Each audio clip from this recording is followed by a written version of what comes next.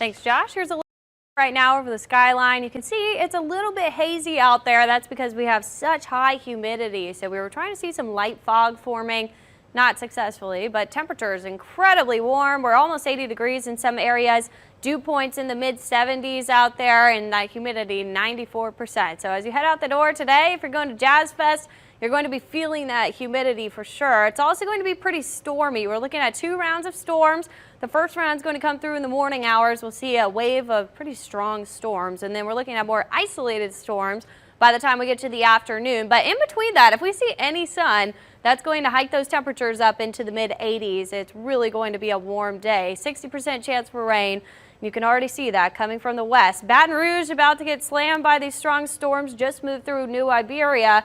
And we're seeing that storm activity kind of building down to the south as well. So that's about to move into Terrebonne Parish.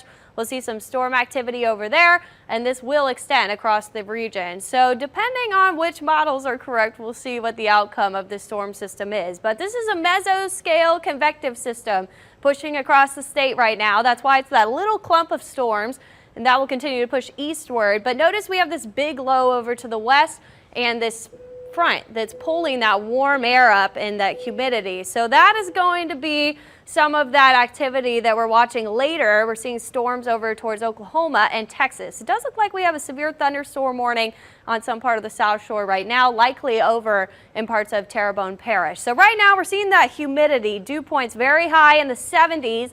That's why those storms are having a lot of moisture to work with out there.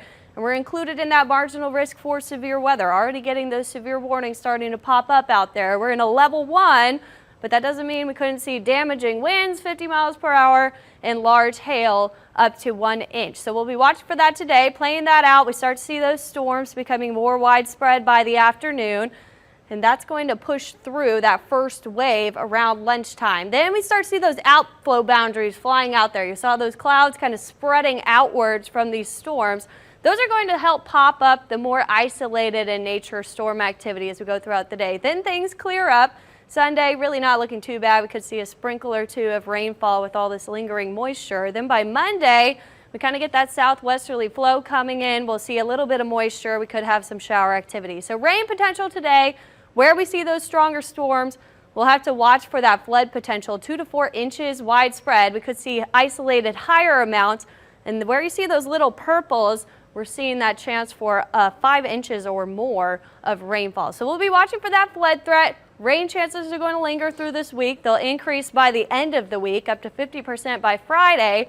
As we get all this moisture trapped in here, that front moved through, and it doesn't really clear out as we go throughout the entire week because we don't get those cold fronts coming by. That's usually what clears us out, dries us off.